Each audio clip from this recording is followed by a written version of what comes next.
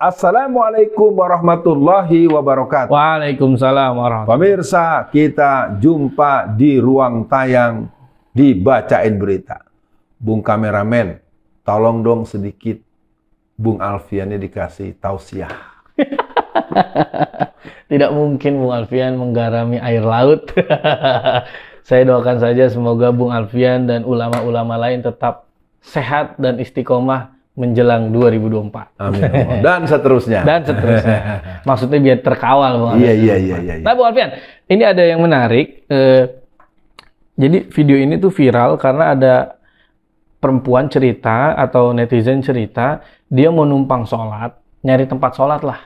Ternyata dia dikasih tempat, ternyata itu tempatnya Syiah, Bung Alfian. Jadi kalau nanti kita munculkan videonya, itu di situ ada, kalau judul videonya ya dituliskan narasinya, niat mau numpang sholat di sebuah musola, wanita ini tidak sengaja temukan tempat ajaran Syiah, mungkin tempat ibadahnya Syiah, Bung Alfian. Jadi tempatnya memang terlihat sangat mistis.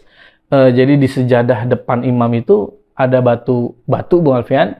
Kemudian juga ada satu kotak isinya batu-batuan semua. Nah ini kan saya ingin langsung bertanya gini Bung Alfian. Kan MUI itu sudah memfatwakan bahwa Syiah itu haram atau terlarang. Nah masih ada masjidnya atau masih ada tempat ibadahnya. Saya tidak yakin aparat tidak tahu. Nah tapi kenapa dibiarkan? Nah ini gimana respon awalnya Bung Alfian?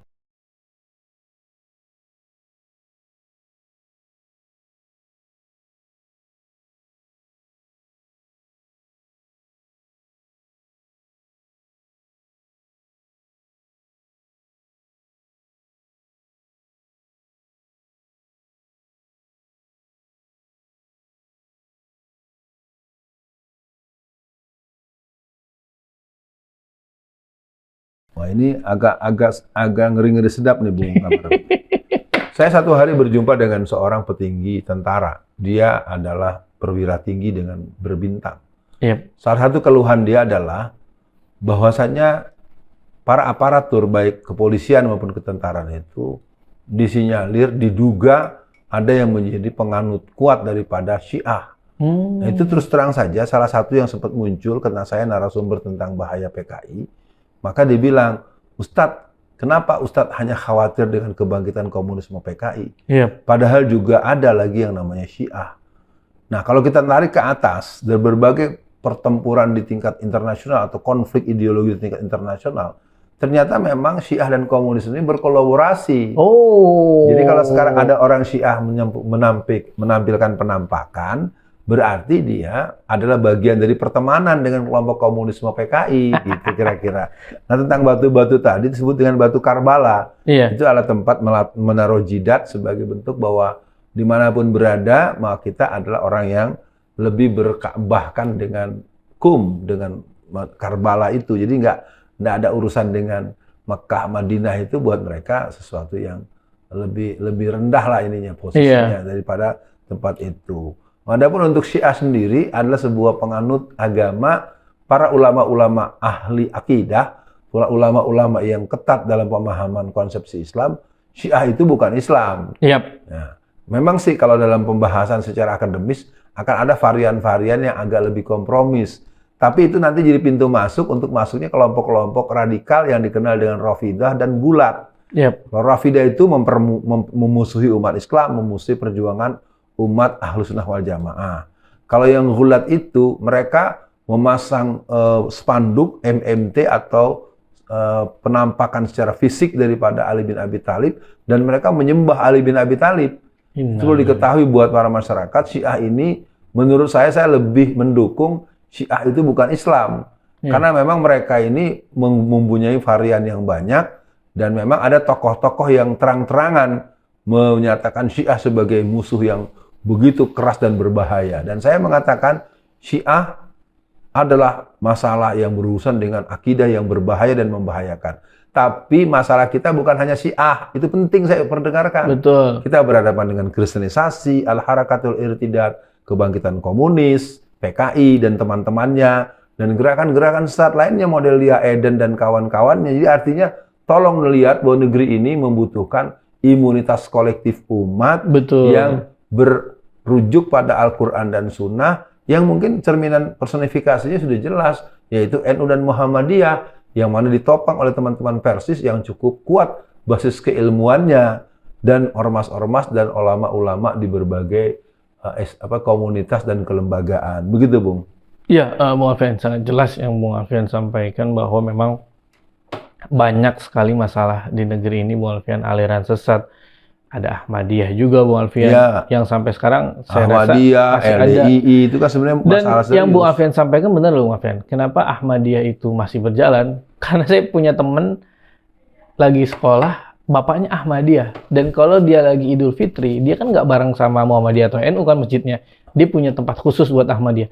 Dan itu yang datang pejabat, Bung Alfian. Benar, yang Bung Alfian sampaikan pejabat. Nah, jadi saya kok jadi khawatir.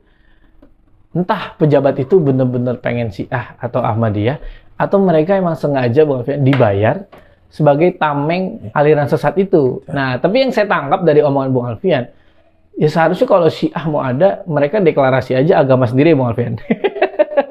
Nah, kenapa saya lihat, saya pertanyakan kepada Bung Alfian, karena kan Bung Alfian juga sempat beberapa kali bersilaturahim dengan Ustadz Atian M. Ali, Bung Alfian. Karena beliau itu tokoh aliansi anti Syiah ya, Bung Alfian. Iya, nasional. Nah, jadi anak yang merekam video ini, Bung Alfian, yang sedang kita bahas, dia tuh kaget, Bung Alfian, karena ini sangat berbeda sekali dengan ibadah kita, dan kita tidak tahu nih, Bung Alfian, berapa jumlah Syiah di Indonesia yang mereka kan tidak mengakui, Bung Alfian. Nah, ini apa bahayanya, Bung Alfian, jika Syiah ini tidak terkontrol jumlahnya? Sama bahayanya mungkin dengan PKI, dengan Ahmadiyah yang kita tidak tahu, dan malah seolah ada proteksi, Bung Alfian, dari pejabat kita.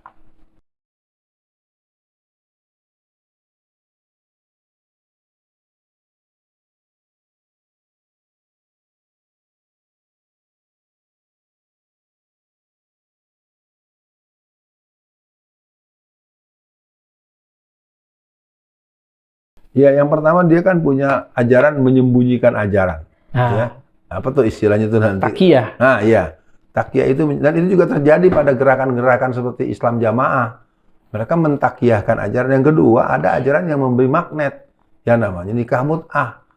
Nah, nikah mut'ah itulah yang membuat kampus-kampus di seluruh Indonesia itu mendapatkan panen pengikut. Karena dengan nikah mut'ah itu kan pertama sangat simpel, sangat mudah dilakukan, mudah ditinggalkan. Jadi ada yang nikahnya buat 2 minggu, buat sebulan, buat 2 bulan, dan itu ya sebenarnya sama dengan kalau kata bahasanya Profesor Dr. Jaka Derajat, ya para pezina, para pelaku penjajah perbuatan-perbuatan lacur.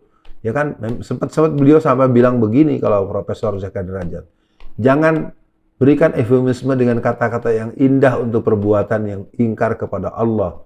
Jadi tidak perlu pakai nama pekerja sosial segala macam atau pekerja seks komersial. Ya penjual ya seks haram atau gimana gitu, kira-kira gitu. Begitu. Iya, Bung Alfian, memang untuk akhir sesi kali ini dengan berbagai macam masalah nih, Bung Alfian. Kita tidak tahu nih, Bung Alfian, mereka ini dipelihara untuk apa, untuk siapa, untuk memenangkan politik atau bukan, untuk jadi jaga-jaga suara kayak di Al Zaitun misalkan, itu menjadi lumbung suara salah satu partai.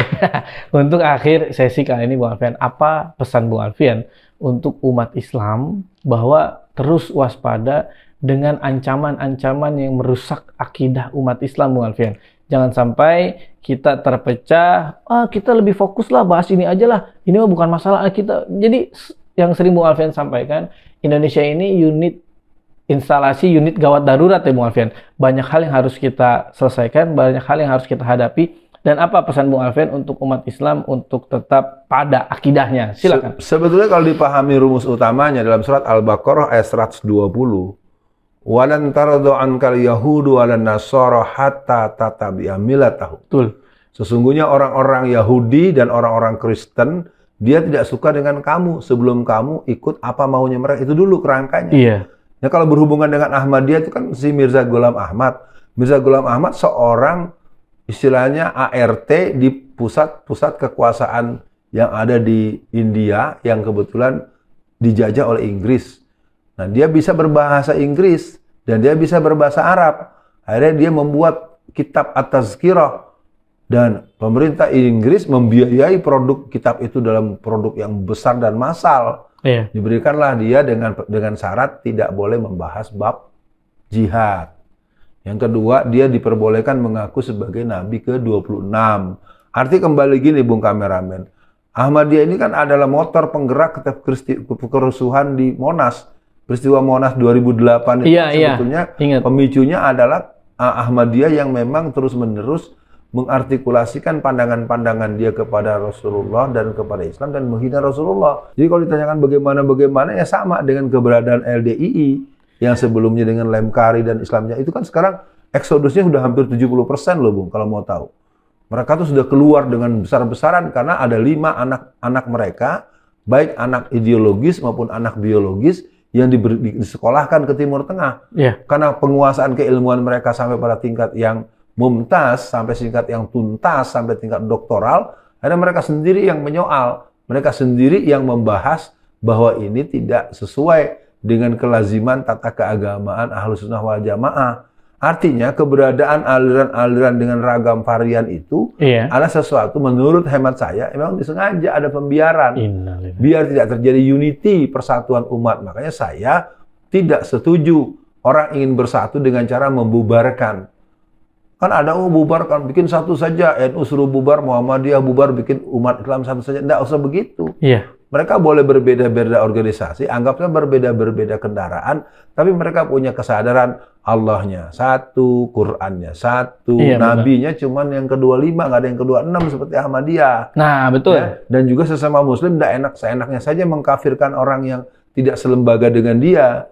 Yang kafir itu yang tidak menuhankan Allah, yang kafir itu yang menolak Rasulullah, yang kafir itu yang menolak firman-firman Allah. Segitu aja kok repot, sederhana gitu Bung Kameramen. Nah, jadi kembali kepada persoalan-persoalan kaum Syiah ini memang susah dibendung dengan spontan. Karena seperti perguruan Muhammadiyah ini kan juga pernah hampir tidak cukup kencang menolak. Karena di kampus-kampus tertentu itu kan ada pojok Iran, Iranian Corner. Itu kan sebuah kelembagaan yang sempat disetujui di beberapa Universitas Muhammadiyah di Indonesia.